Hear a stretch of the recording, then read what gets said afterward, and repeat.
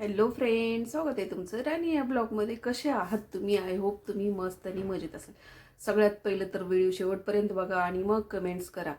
तर जे लोक नवीन असतील त्यांनी आपल्या चॅनलला सपोर्ट करा, सबस्क्राईब करून घ्या, लाईक करा, शेअर करा, कमेंट्स करा. आता व्हिडिओला स्टार्ट करूया. तुमचं चहा वगैरे घेऊन झाली का? खूप थंडी वाढलेली आहे आणि त्याच्याने माझी स्किन पूर्ण अशी ड्राय व्हायला लागली.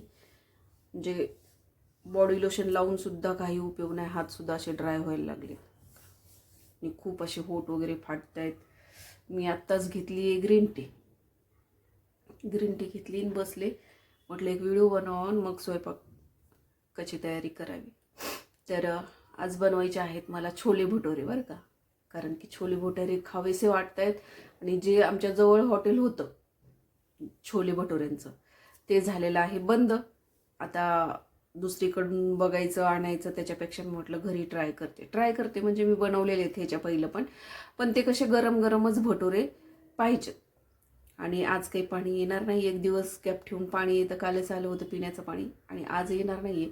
तर आज मग मला म्हणजे कसं गरम गरम मी भटोरे बनवू शकते. तर मी आता भाजीची वगैरे तयारी करून घेणार, भटोऱ्यांचे पीठ लावून ठेवणार आणि मग 1-2 तास तरी त्याला पीठ भिजायला पाहिजे.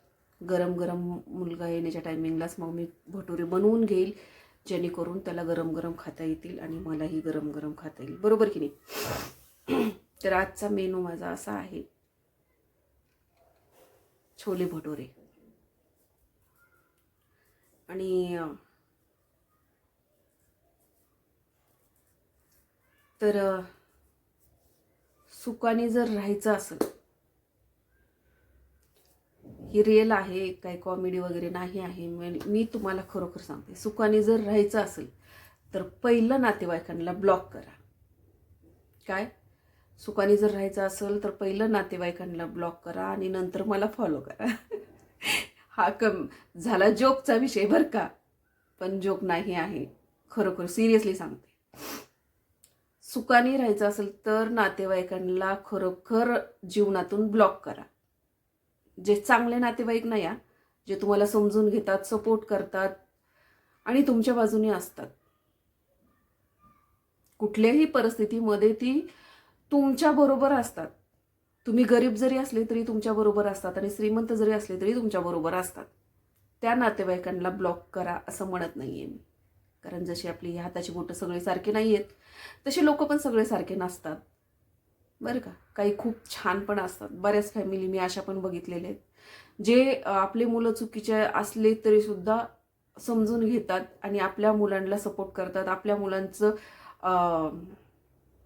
झाकून ठेवतात किंवा आपल्या मुलांनाही करतात. परंतु काही असे असतात, बोटावर मोजणे इतके काही नालायक लोक असतात, जे एखाद्याची बदनामी करण्यामध्ये त्यांना खूप फायदा, मोठेपणा, इज्जत, स्वाभिमान, अभिमान जी काय असेल, ह्यांच्याकडे जी नसेल ती त्याचा गर्व असतो बरं का. नसतं तर काहीच ह्यांच्याकडं, पण तोरा मिरवायचा, दुसऱ्याच्या इज्जतीचा धिंडोरा पिटून, दुसऱ्याच्या इज्जती कमी करून, दुसऱ्यांचं नाव खराब करून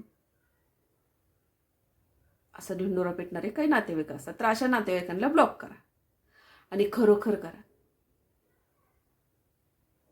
सुखाने जर राहायचं असेल,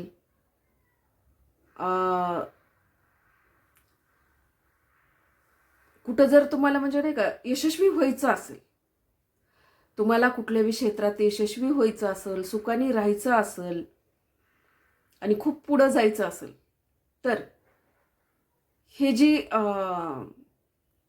असे घाण लोक असतात ना, ह्यांच्यापासून कधी पण लांब राहायचं. भावकी, नातेवाईक ह्यांच्यापासून लांब राहायचं, ह्यांच्या कॉन्टॅक्टमध्ये राहायचं नाही, तरच तुम्ही यशस्वी होणार आणि तरच तुम्ही सुखी राहणार, नाहीतर तुम्ही सुखी राहणार नाही. कारण ना, हे बघा, एक म्हणजे एक जेल असते ना, जेलमध्ये कसं टॉर्चर करत असतात, तशा पद्धतीचे भावकी आणि नातेवाईक असतात, जे टॉर्चर करत असतात समोरच्याला. एवढंच नाही तर त्याला मरणाच्या दारात नेऊन पोचवतात, त्याला मरायला मजबूर करतात. एवढ्या टाकून दिलेली अवलादी असतात. तो त्या माणसाला आत्महत्या करायला सुद्धाही मजबूर करतात, इतकं टॉर्चर करतात त्या माणसाला. तो माणूस ह्या जगातून कायमचा निघून जाईल इतपत टॉर्चर करतात. असे नातेवाईक आणि असे भावकी ह्यांना अशी आग लावून द्यायला पाहिजे अशा लोकांना. तर नातेवाईक आणि भावकी ही तुमच्या यशातला अडथळा आहे, समजून जा तुम्ही. जेवढं त्यांच्यापासून लांब राहाल, जेवढं त्यांच्या कॉन्टॅक्टपासून लांब राहाल, तेवढं तुम्ही यशस्वी होत जाल. ही कधीही कुणालाही असं त्यांना बघवत नसतं, भावकीला कधीही बघवत नसतं तुमचं चांगलं झालेलं, तुम्ही पुढे चाललेले. ते हमेशा चप्पल कशी काम करते असती तर पायात, पण मागून शिंतुडे चिक्कल उडवत असते, तशी त्या लायकीची भावकी असते. दाखवायला तर तुमच्यासोबत असते भावकी म्हणून, पण तीच भावकी तुमची अशी घाण, तुमच्याबद्दल अशी घाण लोकांकडे पसरवत असते, तुमच्या बदनामी करत असते, तुमच्या मागून तुम्हाला शिव्या घालत असते, तुमच्या मागून तुमची वाईट निंदा करत असते, तुमच्या मागून तुमचे कपडे धुवत असते. ही भावकीचं काम असतं. तर नातेवाईकांपासून आणि भावकीपासून लांब राहायचं. तुमच्या जीवनात सुखच सुख. आणि मी ती चॉईस केले. का केले? अनुभवाने चॉईस केले बरं का, ती पण सांगते. अनुभवाने चॉईस केले. माझे वडील गाव सोडून गेल्याच्या नंतर परत गावावर आले, तीच त्यांचं खूप मोठं चुकलं होतं. ती जर गावावर आले नसते तर आज शानमध्ये राहिले असते, त्यांचं जीवन जगले असते आणि आज बी ती जिवंत असते आणि माझी अख्खी फॅमिली सगळी सुखात असते, सगळी. आणि सगळे हे जगात पण असते. जेवढे माझ्या फॅमिलीमधले मेंबर गेलेत ना, तेवढे ह्या जगात असते. ती गावावर आले, भावकीच्या नादी लागले, भावकी नातेवाईक करत बसले आणि शेवटच्या क्षणाला काय त्या नातेवाईकांना आग लावायची. मेलं तर कुणाची सुद्धा गरज नाही पडणार एवढं नातेवाईक, पण एक सुद्धा त्यांना सांभाळू शकलं नाही, एकाने सुद्धा त्याला सावरलं नाही. बरबादीकडे जात होता, मरणाकडे जात होता, तरी सुद्धा एकाने सुद्धा सावरलं नाही. असे नातेवाईक काय कामाचे की जी तुमचं आयुष्य सावरू शकत नाही. बरोबर बरोबर की नाही? जी 100 लोक जीव घालतील एवढे नातेवाईक, एक माणसाला त्यांनी घासभर खाऊ घातलं नाही, एक माणूस त्यांच्याच्यांनी सांभाळणं झालं नाही, त्यानं लोकांच्या दाराने भीक मागितल्या. आणि ही बार बार मला सांगायची गरज नाही बरं का, एक मला उदाहरण द्यायचंय म्हणून हे विषय निघलाय, बाकी काहीच नाही. की आपण म्हणतो ना नातेवाईक भावकी, याव माझं ही माझं ती माझं ती माझं ती, कुणी कुणाचं नसतं, कुणी कुणाचं नसतं आणि कुणी कुणाचं नाही. ह्या जगामध्ये बायको नवऱ्याला आणि नवरा बायकोला याच्या व्यतिरिक्त स्वतःचे जन्म दिलेली मुलं सुद्धा आपले नसतात. आणि नाहीत नवरा बायको सुद्धा तेवढे समजदार आणि तेवढं चांगले असायला पाहिजे, ते एकमेकाला समजून घेतलं पाहिजे. जी माझ्या बापाला जमलं नाही आणि मेल्यावर त्याला समजलं की बायकोशिवाय काही खरं नाही, परंतु त्यावेळेला काहीच उपयोग नसतो. माणूस आहे तोपर्यंत जोपा जा. माणसाला माणसाची किंमत आहे तोपर्यंत कळू द्या, ना की फायद्यासाठी. बरं का? ह्याच्यापासून माझा फायदा आहे, त्याला जाऊन पाय चाटत बसायचे, त्याच्यापासून आपला फायदा नाही, ते आपल्या काही कामाचं नाही, तर त्याचे धुणे धुवत बसायची, त्याची बदनामी करत बसायची, त्याच्या काड्या करत बसायच्या. हे असे लोक काही कामाचे नसतात. म्हणून लोकांना नावं तर ठेवायचं आणि त्यांच्यावर नजर तर ठेवायची. भाई ये रिश्ता क्या कहलाता है? प्रश्न पडलाय मला.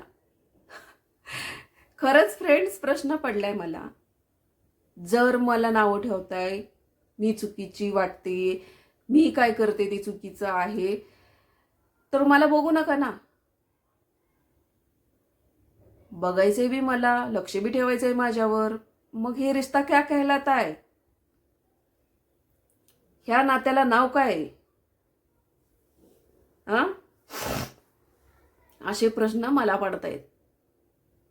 बोलायचं नसतं, मला बोलायचं नसतं.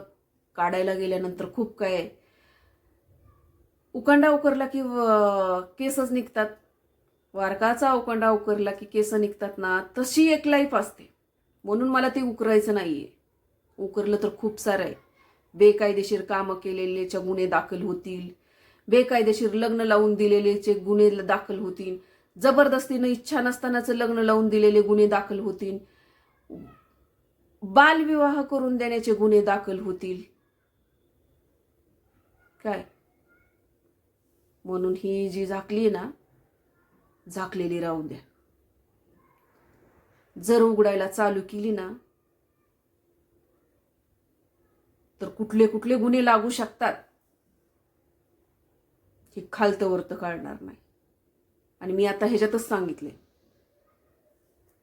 बेकायदेशीर लग्न लावून देणे, बेकायदेशीर पद्धतीनं लग्न करणे, जबरदस्तीनं इच्छा नसताना लग्न लावून देणे, वय नसताना लग्न लावून देणे, ह्याचे काय गुन्हे बसतात ना, जरा विचार करा. आणि ती मला त्या गोष्टीचं त्या टायमिंगला ज्ञान नव्हतं, म्हणून मी तुमचा अत्याचार सहन केला. म्हणून तुम्ही जे म्हणलात ते खरं मानत गेले. तुम्ही जे केलं ते मी स्वीकार केला.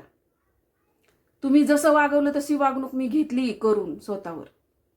तुम्ही जे म्हणलात ते खाली मान घालून ऐकलं. तुम्ही जेवढं त्रास दिला तेवढा मी सहन केला. का की त्यावेळेला मला कायद्याचं ज्ञान नव्हतं, माझं वय कमी होतं. आणि ज्या वेळेला मला कायद्याचं ज्ञान आलं त्यावेळेला मी खरं शिकले की माझ्या आयुष्याची बर्बादी करणारी लोक कोण आहेत आणि त्यांना मला सजा द्यायला पाहिजे. असं खूप वाटतं. पण काही गोष्टींमुळं गप्प बसली. का माहितीये का, कुठल्या तरी काळी काहीतरी नातं होतं म्हणून सोडून दिले. परंतु त्या सोडून देण्याचा जर वेगळ्या पद्धतीनं फायदा घेतला तर मागचं गाडलेले मुडदे सगळे उकरून काढणार आणि सगळ्याचे कलम लावून दंड भरायला जेलमध्ये म्हातारपणी तुम्हाला मी पाठवल, ती पण कायदेशीर पद्धतीनं. बरं का, माझ्यासोबत जेवढं घडलंय तेवढ्याच बद्दल बोलतेय मी. बाकीच्यांबरोबरचं तर सोडूनच द्या तुम्ही. फक्त माझ्यासोबत जे केले ना तेच गुन्हे तुमच्यासाठी खूप आहेत, जेलची सजा वार खाण्यासाठी. त्यामुळं मी सोडून दिलेलं होतं आणि अजून बी माझा विचार नाही आहे कुणाला परेशान करायचा. कारण ना म्हणतात ना, आपण कुणाला जाणून बुजून त्रास दिला, परेशान केले की आपण दुसऱ्यासाठी खड्डा खांदला की आपणच त्याच्यात पडतो. ह्या गोष्टीची मी पण सहमत आहे. म्हणून मला कुणासाठी खड्डे खांदायचे नाहीयेत. जी जगते ते जगू दे. माझा एकच फंडा आहे, जगा, जगू द्या. नाही जगू दिलं तर तुमचं जगणं मुश्किल. बस. काय की मी कुणासाठी खड्डे खांदणार नाही. माझ्यासाठी खड्डे खांदले की मी त्यांना सोडणार नाही. एवढं ही व्हिडिओ माझा पुरावा आहे. हा व्हिडिओ माझा पुरावा आहे की मी तोपर्यंत काय करणार नाही कायदेशीर पद्धतीनं जोपर्यंत मला जास्ती प्रमाणात त्रास होत नाही. ज्या वेळेला मला जास्ती प्रमाणात त्रास होईल, देण्या घेण्याचा, कारण नसतानाचा मानसिक आणि शारीरिक त्रास झाला की मग मात्र मी ती पाऊल उचलणार. तर ह्या गोष्टींचा थोडा विचार करावा. माझं मत एकच आहे, माझा नाद सोडून द्या, माझ्या वाटेला जाऊ नका. आता हात जोडलात, परत हात जोडायची वेळ तुमची येईल आणि मी ती सिद्ध करून दाखवल. कारण मी सगळ्याला सोडून देत आलेली आहे. ज्यांनी बी माझ्यासोबत वाईट केले, ज्यांनी बी मला वाईट वागणूक दिली, ज्यांनी बी मला त्रास दिलात, ज्यांनी बी मला परेशान केले, मी सगळ्यांना सोडून देत आलेली. त्याचा गैरफायदा घेऊ नका. मी बी एक माणूस आहे, एक लिमिटपर्यंत मी शांत बसेल. लिमिट संपली की मी कुणालाही सोडणार नाही. आणि ती वेळ येऊ देऊ नका. कसं म्हणतात ना, अनुभव, काही माणसांना पैसे देऊन अनुभव घ्यायची सवय असते की समोरचा माणूस खरंच किती बदललाय. तुम्हाला जर घ्यायचं असेल तर घ्या, पण परंतु याची तयारी ठेवा. कारण तुम्हाला माहिती आहे, मी तर करून बसले कोर्ट कचेरी, त्याच्यामुळे मला पण चांगलं माहिती आहे की पैसा जातो, वेळ जातो, परंतु न्याय हा मिळतो. लेट मिळतो पण मिळतो. परंतु तुम्हीच म्हणायचे आहेत ना की कोर्टाची आणि दवाखान्याची पायरी शहाण्यानी चढू नये. तुम्ही किती शहाणे आहेत आता हे मला दिसल तुमच्या वागण्यातून, बरं का, की तुम्ही मला तिथपर्यंत तुम्हाला न्यायला मजबूर करताय का नाही.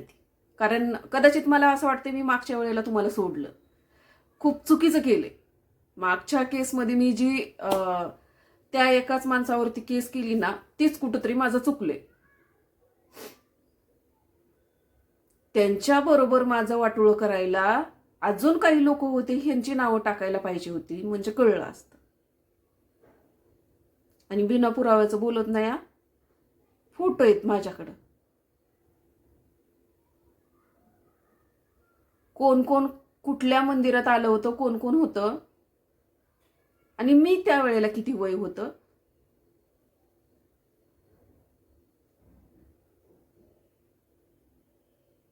तर मला असंच राहू द्या.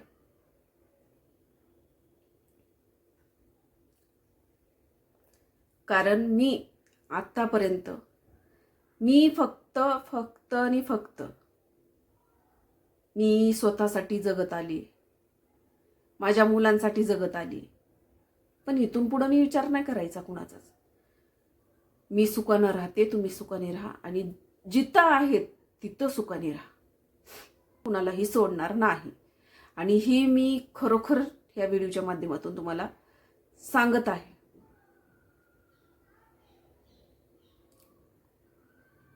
करायचं म्हटल्यानंतर खूप काही होऊ शकतं. धडे शिकवायचे म्हटल्यानंतर खूप काही शिकवू शकते. परंतु जाऊ द्या. आणि अजून बी सांगते, महाग भुकणारे कुत्रे महागच भुकत असतात. जळणारे अजून जळवायचं, महाग भुकणाऱ्या कुत्र्याला बिस्किट टाकून पुढं पुढं चालायचं. ही मी करणार आहे आणि करत राहणार आहे. बघू कितपर्यंत तुम्ही काय करणार आहे. अरे मला एवढं साधं सोपं उदाहरण आहे की तुम्ही मला कशाला मेसेज करता, तुम्ही मला कशाला फॉलो करता, तुम्ही माझे व्हिडिओ कशाला बघता. बघू नका. नाही आवडत तर ब्लॉक करून टाका मला. तुमच्याकडे ऑप्शन आहे ना, बरोबर की नाही. मी कधीही कुणाला सर्च केलं नाही, मी कधीही कुणाची आयडी खोलून बघितलं नाही, मी कधीही, आणि मी खरोखर कुणाला ओळखतच नाही. खरा तर पहिला तर मुद्दा, मी कुणाला ओळखतच नाही. तर फक्त मी ओळखते माझ्या स्वतःला. मी कुणाला ओळखत नाही, त्याच्यामुळं मी ब्लॉक करतेय. तर मी घाबरतीये म्हणून ब्लॉक करतेय. का कुणाच्या चोऱ्या करून आले काय मी, का कुणाची मर्डर करून आले म्हणून मी घाबरल? नाही ना. अंगाच्या कपड्याशी आलेली आहे मी, घराच्या बाहेर पडलेली आहे. मी कुणाचं काही घेतलेलं नाही आणि कुणाचं काही कशात 1 रुपयात मेहंदी नाहीये. त्यामुळं कुणी तोंड उचकुटून बोलायचं नाहीये मला, आणि मला फॉलो करायची गरज नाही, आणि मला मेसेज बी करायची गरज नाही. मला ब्लॉक करा, मला ब्लॉक करा, मी स्वतःहून सांगतेय.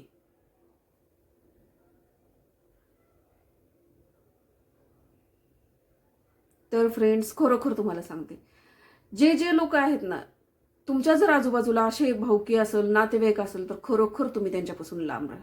सुखी राहायचं असेल तर सुखी राहण्याचा एकमेव मंत्र आहे ह्या लोकांच्या कॉन्टॅक्टमध्ये न राहणं, ह्यांना ब्लॉक करणं, आपल्या आयुष्यातून ब्लॉक करणं. नुसतं मोबाईलमधून करायचं नाही, आयुष्यातून ब्लॉक करायचं, तरच तुम्ही सुखी राहणार. कारण ना, माणसात राहून बघितलं ओ, लय त्रास व्हायचा मला, मानसिक त्रास, वेडी व्हायची वेळ आली होती माझी माणसात राहून. इकडं 2 दिवस गेले तर तिकडच्या लोकांचं ऐकून टॉर्चर, हे ते सगळं ऐकून ही व्हायचं. इकडं आले तर इकडं तसं, अक्षरशः वेडी झाले असते मी मागेच आणि मेले असते, रोडने फिरले असते अक्षरशः मी. का आता ह्या टायमिंगला मी जिवंत असते का बी नसते माहीत नाही मला. अशी या लोकांनी माझी परिस्थिती करून टाकली होती. आणि आज कुठं मी चांगलं जगायला लागलीये, स्वतःचा विचार करायला लागलीये, काहीतरी करतेय, सुखाने राहते, तर ह्या लोकांना बघवत नाही. विचार करा कसले नीच लोक आहेत, ह्या लोकांना बघवत नाही. ह्यांना आपले लोक म्हणावं का? अरे ह्याचं उत्तर ना, आज गुरुवार आहे, मी खोटं बोलत नाही, ह्याचं उत्तर तुम्हाला श्री स्वामी समर्थच देतील. तुम्ही माझ्यासोबत जे केले ही मी सगळं खरं सांगितलंय का नाही, ह्याचं उत्तर तुम्हाला स्वामी समर्थच देतील. आणि ह्याचा धडा बी तुम्हाला स्वामी समर्थच शिकवतील. आणि माझ्यासोबत न्याय केलेला आहे, झालेला आहे, आणि मला आता न्याय पाहिजे पण नाहीये. कारण जर देव ज्याच्या पाठीशी आहे त्याला न्यायाची काहीच गरज नाहीये. मी सुखी आहे आणि मी त्या संकटातून बाहेर पडले आणि मी एका कैदमधून बाहेर पडले. हीच माझ्यासाठी सगळं आहे. तर दुसरं कशाला भिवू नका, पण कर्माला नक्की भ्या. आणि वर बसलाय ना त्याला भ्या, कारण तो सगळं बघत असतो आणि तुमचा हिशोब होणार आहे. तो सगळं बघत असतो आणि तो सगळ्याला न्याय देत असतो. ज्यांना अन्याय केलाय ना त्याला नक्की सजा भेटणार. आणि मी जर कुणावर अन्याय केला असेल आणि मी जर खोटं सांगत असेल ना, तर मला सुद्धा जी काही सजा भेटायची ना ती नक्कीच भेटणार आहे. आणि त्या गोष्टीसाठी मी तयार आहे. कारण ना, मी काहीच खोटं सांगितलेलं नाहीये आणि मी कधीच कुणाला त्रास दिलेला नाहीये. आणि जरी दिला असेल तरी मी फेडल. परंतु तुम्ही दिलेला त्रास तुम्ही फेडायला तयार राहा. आणि फेडताय, दिसतंय, फेडतात, फेडलाय आणि पुढं बी फेडत राहणार आहेत, ही मात्र लक्षात घ्या. कारण तुम्ही लय त्रास दिलेला आहे.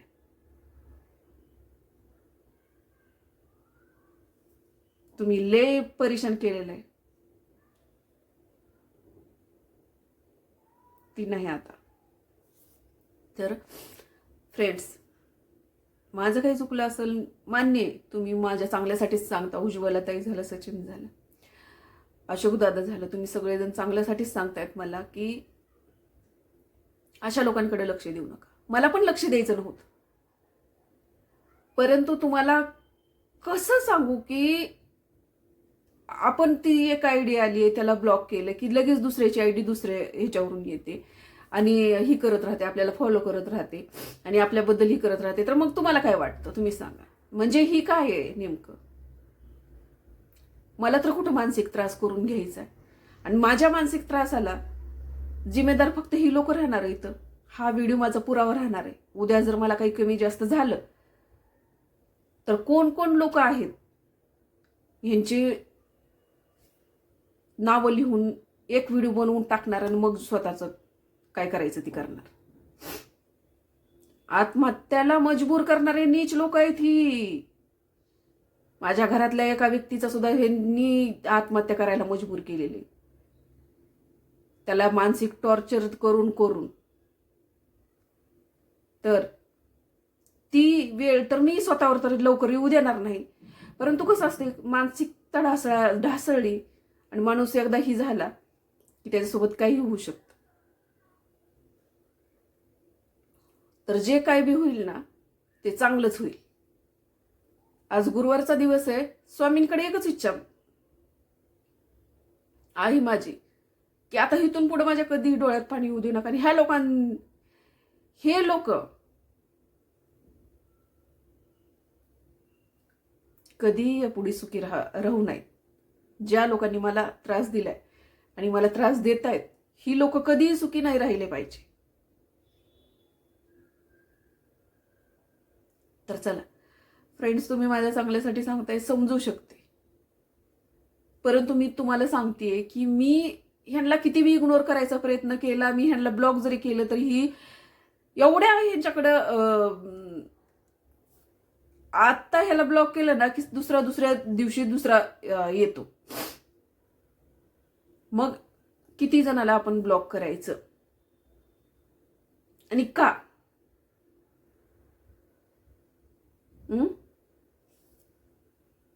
तर चला, मी समजू शकते तुम्ही माझ्या चांगल्यासाठी सांगतात. सॉरी त्याबद्दल. तुम्हाला वाटत असेल की ही जास्त ओव्हर करते, पण मी ओव्हर करत नाही. मला जेव्हा जास्ती टॉर्चर केलं जातं तेव्हाच मी बोलते आणि तुम्हाला पण माहिती आहे तेव्हाच माझ्या डोळ्यात पाणी येतं आणि तेव्हाच मला जास्ती त्रास होतो. आणि मला त्यांनी अशा तासच केले म्हणून हे डोळ्यात पाणी आहे आणि ह्याच्यापेक्षा दुपटीनं त्यांच्या डोळ्यात पाणी यायला पाहिजे. स्वामीकडे एवढंच मान. माझ्या डोळ्यामध्ये ज्यांनी पाणी आणलंय, मला ज्यांनी त्रास दिलाय ना त्या लोकांच्या डोळ्यामध्ये पाणी कधीच बंद नाही झालं पाहिजे. तर चला, मला माहिती देव आहे, देव कधी कुणाला त्रास देत नाही. एक म्हणायला झालं माझ्या मनातून ते निघतंय.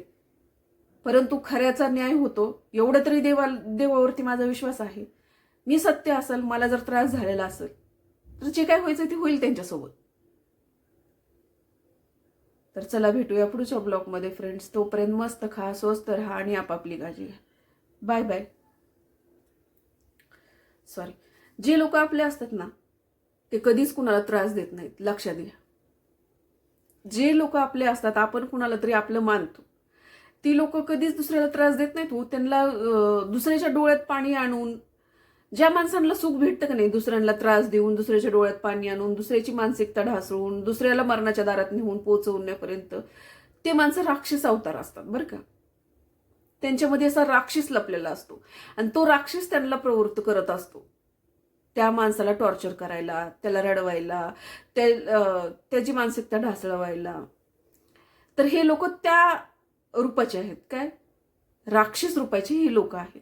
ह्यांना कधीच कुणाचं चांगलं बघवलं नाही, कुणी आनंदात राहिलेलं बघवलं नाही, कुणी चांगले कपडे घातलेलं बघवलं नाही, कुणाच्या अंगावर दागिने ह्यांना बघवले नाहीत, कुणी चांगलं खावं ह्यांना कधी बघवलं नाही, कुणी चांगलं जरा जरी हे झालं साधं दिसण्यावरून सुद्धा ती कशी राहते, ती कशी कपडे घालते, ती कशी करते, इतके घाण लोक आहेत. काय सांगू तुम्हाला, कसं म्हणजे माहिती आहे का, मी व्यक्तच करू शकत नाही तुम्हाला हे किती थर्ड क्लास आणि खालच्या लेवलचे लोक आहेत. किती असे बघू शकत नाहीत, दुसऱ्याच्या लेकरांना चांगलं बघू शकत नाहीत, दुसऱ्याच्या लेकरांना चांगलं बोलू शकत नाहीत, दुसऱ्याच्या लेकरांचं चांगलं झालेल्यांना कधी बघवत नाही. अशा वृत्तीची लोक आहेत ही. ह्यांच्यासारखे घाण लोक मी कधीच कुठंच बघितले नसतील. मी तुम्हाला खरोखर सांगते. आहेत ना, बाकीच्या लोकांना पण नातेवाईक असतात, बाकीच्या लोकांना पण भावकी असते, बाकीच्या लोकांना पण सगळे असतात. पण एवढे थर्ड क्लास लेवलचे आणि एवढे खालच्या लेवलचे लोक कुठंच नसतील की ती समोरच्याला त्रास देतात, समोरच्याची बदनामी करतात, समोरच्याला आयुष्य बरबाद करतात, समोरच्याचं आयुष्य वाटोळं करतात, समोरच्याला शिव्यागाळी देतात, शासराप देतात. त्याचं खूप खूप काही. तर ही लोक आपली नसतात. आपले लोक तेच असतात जे आपल्याला दुःखात साथ देतात, आपले डोळे पुसतात आणि आपल्या डोळ्यात पाणी येऊ देत नाहीत. आपल्या डोळ्यात पाणी येऊ देत नाहीत. तीच लोक आपली असतात.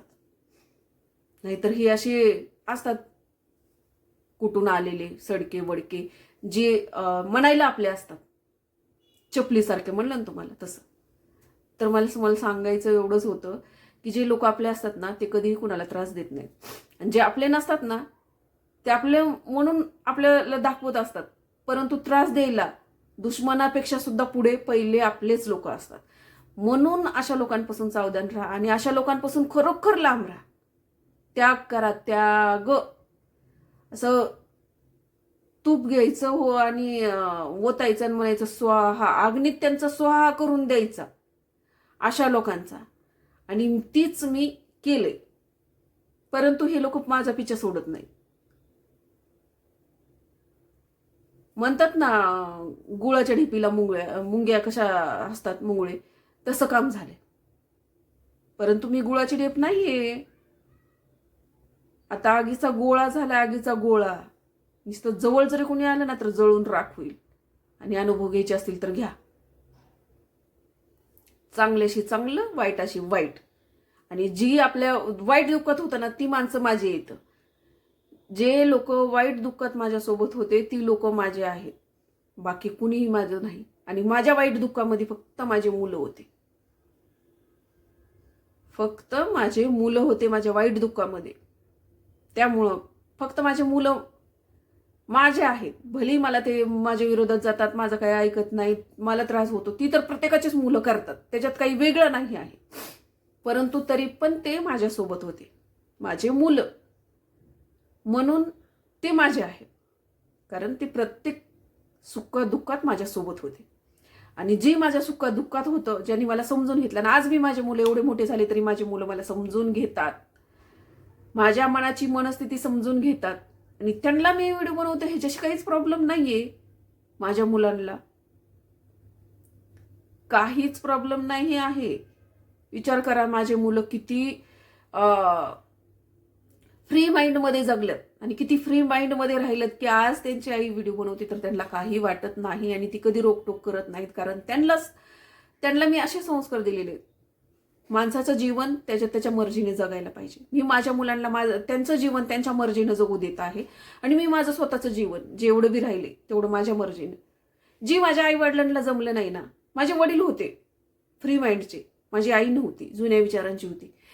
माझ्या आई वडिलांना जे जमलं नाही, माझ्या आईलाच म्हणते सरळ मी माझ्या आईला जे जमलं नाही ती मी जमवले.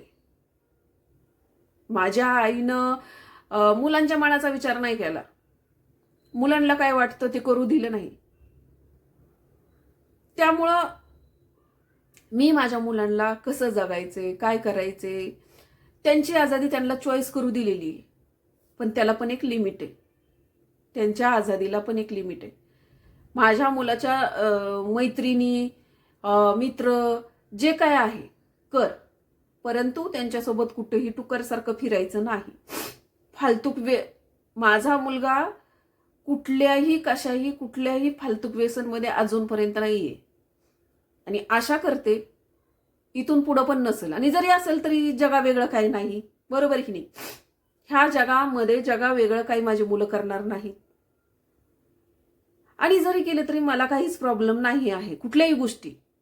एकतर शक्यतो संस्कार म्हणता येणार नाही. आता संस्कारावरून हा व्हिडिओ मोठा होत आहे तरी पण मला बोलायचंय संस्कारावर. तर संस्कार आजकालच्या मुलांना खरोखर तुम्हाला सांगते, ज्यांना पटेल त्यांनी कमेंट्स करायचे, ज्यांना नाही पटेल त्यांनी कमेंट्स करू नका. आजकालच्या मुलांना आई वडील संस्कार देत नाहीत, तर त्यांना संस्कार देतो त्यांचा हा मोबाईल. बरं का? त्यांना संस्कार देतो त्यांचा हा मोबाईल. का? तर एक माझं स्वतःच सांगते. तुम्हाला माहिती आहे मी छोट्या छोट्या गोष्टी सुद्धा तुमच्याशी शेअर करते. मी 1-2 दिवसापूर्वी माझ्या मुलाला म्हणजे काहीतरी बोलत होते म्हणजे चांगल्या गोष्टी काहीतरी सांगत होते. आणि आता मुलांचं तुम्हाला माहिती आहे, त्यांना काय वाटतं? बकवास वाटते. आई वडील जी बोलत असतात ते मुलांना बकवास वाटते. तसंच काहीसं त्याला जाणवलं आणि त्यानं काय केलं, माझं बोलणं न ऐकण्यासाठी त्यानं घेतला मोबाईल, रील्स बघायला सुरुवात केली. काय? रील्स बघत होता. ते माझ्या लक्षात आलं की त्यानं तसं केलं म्हणून. ते माझ्या लक्षात आल्याच्या नंतर मी त्याला म्हटलं, हा बरोबर आहे म्हटलं, मी जी शिकवते ते संस्काराच्या गोष्टी आहेत, परंतु ते तुला घ्यायच्या नाहीत, तुला बकवास वाटतात. बरोबर की नाही? आणि मोबाईल जे शिकवतो ते तुला संस्कार वाटतात, परंतु मोबाईलला कोणी नावं ठेवतं का? नाही ठेवत. हीच तुझ्या मोबाईलने संस्कार दिलेत का असं कोण म्हणतं का? नाही म्हणत. काय म्हणतात? हेच तुझ्या आईनं तुला शिकवले का? हेच तुझ्या आईनं तुला संस्कार दिलेत का? ही सगळं आईवर येऊन ठेपतं.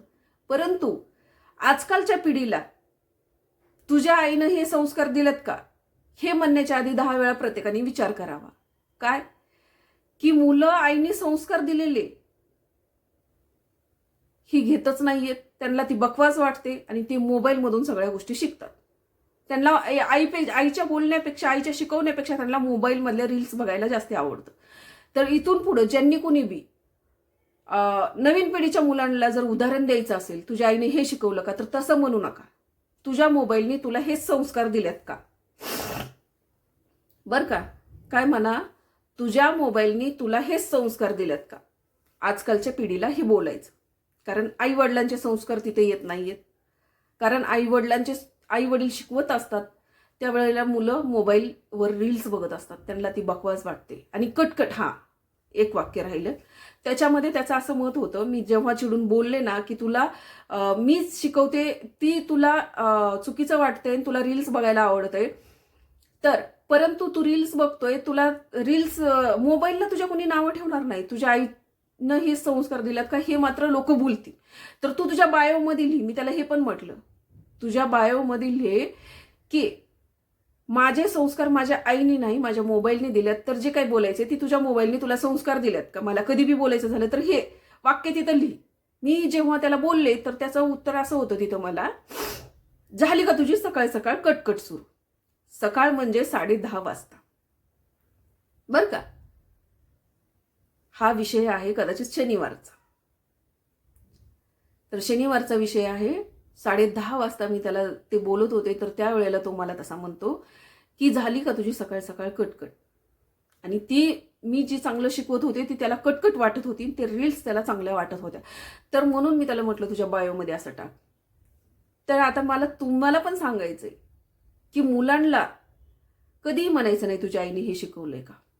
आता नवीन जनरेशनला आपण फक्त हेच म्हणायचं, तुझ्या मोबाईलने तुला हेच संस्कार दिल्यात का? तुझ्या मोबाईलने तुला हेच संस्कार दिल्यात का? बरोबर की नाही? तर चला, म्हणजे सांगायचं उदाहरण एकच आहे की मुलांना आपण किती बी चांगलं शिकवलं तर मुलं आपले बकवास वाटतं मुलांना, आणि मुलं उद्धटपणाने उत्तरं देतात आणि मोबाईलमधल्या आपलं बोलणं ऐकल्यापेक्षा त्यांना रील्स बघायला चांगल्या वाटतात. तर हे सगळं तुम्हाला वाटत असेल सुरुवात कुठं केली आणि एंड कुठं केलंय, पण खरोखर मला ही तुम्हाला शेअर करायचं होतं. शनिवारपासून मी म्हणते मला ही शेअर करायचंय की आता आपण नवीन पिढीला असं म्हणूया की तुझ्या आई वडिलांनी संस्कार दिलेत का हे नाही म्हणायचं, की तुझ्या मोबाईलने तुला हेच संस्कार दिलेत का. कारण की मोबाईलमधून मुलं सगळं शिकतात, मोबाईलला जास्त रिस्पॉन्स देतात, मुलं मोबाईलचं जास्त ऐकतायत, आई वडिलांचं नाही. तर संस्काराचा प्रश्न येतोच कुठून सांगा तुम्ही? आई वडिलांच्या संस्काराचा प्रश्न येतच नाहीये. बरोबर की नाही? कारण ना आई वडिलांना संस्कार देण्या इतपत मुलांचं माइंड फ्री नाही आहे आणि मुलं ऐकून घ्यायलाच तयार नाही. हे माझं स्वतःचं उदाहरण आहे माझ्या घरातलं, म्हणून मी तुमच्याशी हे शेअर करते. आणि ऍक्च्युली हा किस्सा घडलाय त्या दिवशी आणि म्हणून मी ही शेअर केली की खरोखर तर असो, तरी पण सांगते, एक गोष्ट चांगली माझ्या मुलांमध्ये ही आहे की माझी मुलं कधीही मला रोकटोक करत नाहीयेत. व्हिडिओ बनवण्यासाठी कसे कपडे घालते, कशी राहते, कधीच नाही. कारण ती वाढल्यात त्या संस्कारामध्ये. काय की प्रत्येकाचं आपला आपला चॉईस असतो आणि त्याला जसं आवडतं तो तसा राहतो, त्याचं स्वातंत्र्य आहे. बरोबर की नाही? आणि कपड्यावरून मी पहिलं पण म्हटले, माझ्या एक 2-3 व्हिडिओ मागे तर एक ही वाक्य नक्कीच असतं, 2-3 व्हिडिओ झाल्याच्या नंतर त्या व्हिडिओमध्ये, की कपड्यावरून कधीही कुणाचं कॅरेक्टर ठरवलं जात नाही. मी उदाहरण मला पूर्णपणे द्यायचे. शॉर्ट कपडेवाली 10 जणांमध्ये 10 मित्रांमध्ये बसून सुद्धा येऊन धुतल्या तांदळासारखी असते. तीच एखादी इथपर्यंत सगळं झाकून जाते नागभोग, परंतु काय काय कांड करून येते ही तिलाच माहिती असतं. बरं का?